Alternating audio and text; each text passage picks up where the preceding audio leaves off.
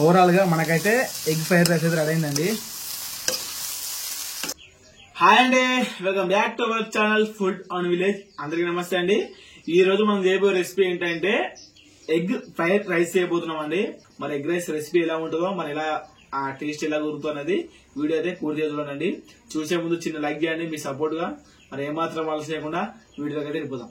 నేనైతే ఈ గ్లాస్ తోటి ఒక గ్లాసు బియ్యం అయితే తీసుకున్నా అండి. సన్న బియ్యం ఉండాలి మనకు. నేనైతే జై శ్రీరామ్ రైస్ అయితే తీసుకున్నా. ఒకసారి 2-3 సార్లు మనం దీన్ని ఈ రైస్ ని మంచిగా కడుక్కుందాం అండి నీట్ గా.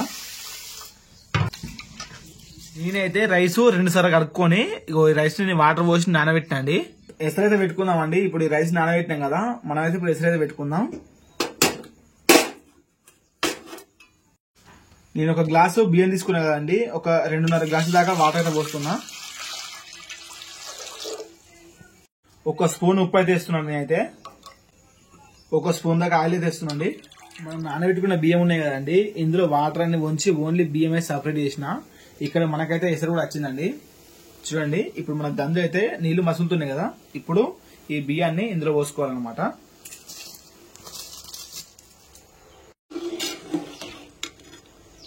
మనకైతే రైస్ ఒక 90% ఉడికిన తర్వాత అప్పుడు స్టవ్ ఆఫ్ చేసి వాటర్ని వంచుకోవాలండి. ఇంకో 10% మనం ఫ్రై చేసేటప్పుడు ఉడికిపోతుంది అనమాట ఆటోమేటిక్ గా. ఇప్పుడు రైస్ అయితే 90% అయితే ఉడికిందండి. చూడండి, మనం ఇట్లాగానే మెతుక అనేది చినిగిపోతుంది కదా, 90% దాకా మనకైతే రైస్ అయితే ఉడికింది. చూడండి, ఇప్పుడు మనము ఇందులో ఉన్న వాటర్ అన్ని వంచుకొని ఈ రైస్ ని పక్క అయితే పెట్టుకుందామండి. చూడండి, మనకు రైస్ అనేది ఇట్లా పుల్ల రకంగా. నేనేదో పల్లెలోకి తీసుకుంటున్నా రైస్ అయితే మొత్తం. నాకు చల్లగా ఆరాలంటే గంజులో ఉంటే తొందరగా ఆరదు, అదే పల్లెంలోకి అయితే తొందరగా ఆరిపోద్దని పల్లెంలోకి అయితే రైస్ తీసుకుంటున్నాండి. ఈ గంటతో తీసుకుంటున్నాను, కొద్దిగా వాటర్ ఉన్నా కూడా మొత్తానికైతే మనకైతే ఆ గంజులు ఆగిపోతాయి. అందుకని జాలి గంటతో తీసుకుంటున్నాను నేను. కొద్దిగా కొత్తిమీర, ఒక 2 రెబ్బలు ఉంటాయి అంటే ఉల్లాకు ఉంటాయి కదా, ఉల్లిగడ్డ చెట్టు ఉల్లాకు 2 రెబ్బలు తీసుకున్నా, ఒక క్యారెట్, 2 మిరపకాయలు, ఇవన్నీ మనం కట్ చేసుకుందామండి. నేనైతే ఆయిల్ తీస్తానండి. ఫస్ట్ నేనైతే ఒక 5 కోడిగుడ్లు తీసుకున్నా అండి. ఇవన్నీ పలగొట్టి గ్లాస్ లో పోసుకొని కలుపుదాం. మనం అయితే ఇటువంటి చెంచా తీసుకొని ఇట్లా కొట్టండి.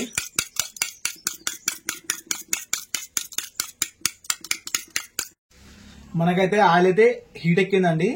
నేను ఫస్ట్ 2 మిరపకాయలు కోసుకున్నా కదా, అవైతే ఇస్తాను. ఇప్పుడు మనం అయితే ఎగ్స్ అయితే పోసుకుందామండి.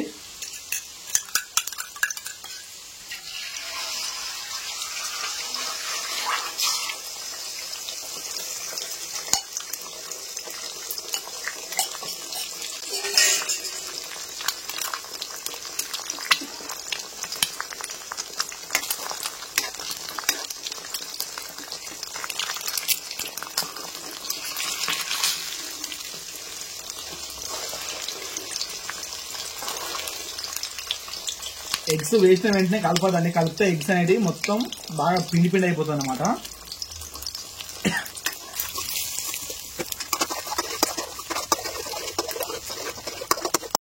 ఇప్పుడు నేనైతే క్యారెట్ తీసి చూపించిన కదండి మీకు. నేను క్యారెట్ సంతం అయితే కోయలేదు, ఒక సగం ముక్క కోసి అయితే వేస్తున్నా. తర్వాత పచ్చి బఠానీలు ఉంటాయి కానీ పచ్చి బఠానీలు కొన్ని తీసుకున్నాం, 2 టేబుల్ స్పూన్ దాకా. తర్వాత ఉల్లాకు ఉంది కదా, ఉల్లాకు అయితే వేసుకుందామండి.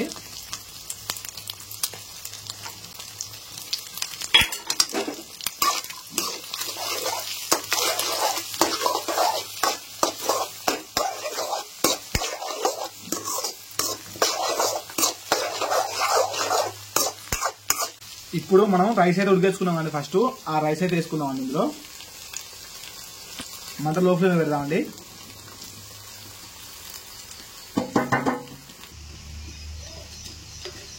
ఇప్పుడు సాల్ట్ అయితే వేసుకుందామండి. ఒక 2 స్పూన్ల దాకా సాల్ట్ అయితే వేసుకుంటాను నేను.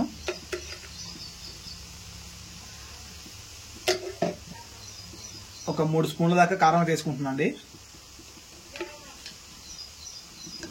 తర్వాత చికెన్ మసాలా ఉంటాయి కానీ చికెన్ మసాలా తీసుకున్నా. ఒక స్పూన్ దాకా వేసినట్టు చికెన్ మసాలా అయితే. ఒక స్పూన్ దాకా గరం మసాలా అయితే వేస్తున్నాండి. ఇప్పుడు మంట హై ఫ్లేమ్ లో పెట్టి మంచిగా కలపాలన్నమాట.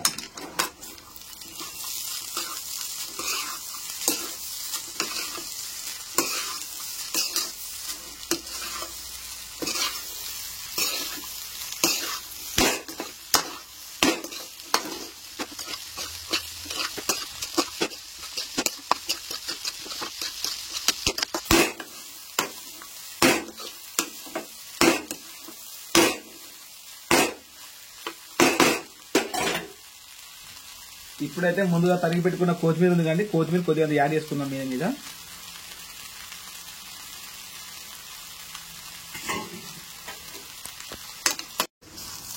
ఓవరాల్ గా మనకైతే ఎగ్ ఫ్రైడ్ రైస్ అయితే రెడీ అయిందండి.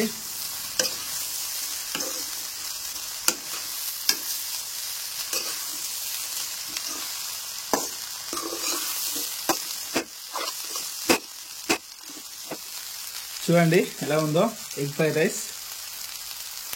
ఇంట్లోనే ఈజీగా పుల్లలుగా ఎగ్ ఫ్రైడ్ రైస్ చూసిరు కదండి. ఓకే అండి, మనకైతే ఎగ్ రైస్ రెడీ అయింది. స్టవ్ అయితే ఆఫ్ చేసిస్తున్నాను. అయితే చూసిరు కదండి ఎగ్ రైస్ ఏ విధంగా చేసిండో సింపుల్ గా ఇంట్లోనే. మీరు కూడా కర్రీకి ఏం లేని టైంలో ఇట్లా ఎగ్ రైస్ చేసుకొని తినండి. చాలా అంటే చాలా టేస్టీగా ఉంటది. మీరు ఒక్కసారి ఇంట్లో చేసుకొని తిన్నారంటే మళ్ళీ బజార్ వెళ్ళినప్పుడు, మార్కెట్ వెళ్ళినప్పుడు, అక్కడ ఫాస్ట్ ఫుడ్ సెంటర్ దగ్గర తినకున్నా పర్వాలేదండి, ఇంటి దగ్గర చేసుకుని తింటారు అనమాట. చాలా టేస్టీగా ఉంటుంది. ఒక అర్ధ గంట టైం మనకు వేస్ట్ అయితే కావచ్చు కానీ టేస్టీగా హెల్తీగా మన ఇంట్లోనే వేసుకొని తినచ్చు అనమాట. ఇంతే అండి వాళ్ళ రెసిపీ అయితే ఇది. నేను చేసిన రెసిపీ కనుక మీకు నచ్చినట్లయితే ఖచ్చితంగా లైక్ చేయండి. కొత్తగా చూస్తున్న వారైతే మన ఛానల్ సబ్స్క్రైబ్ చేసుకుని కొద్దిగా సపోర్ట్ చేయండి. మళ్ళీ ఒక మంచి రెసిపీతో మేము ముందుకు వస్తా. అంతవరకు మీ సపోర్ట్ వల్ల మనస్ఫూర్తిగా కోరుకుంటూ ఓకే అండి, బాయ్.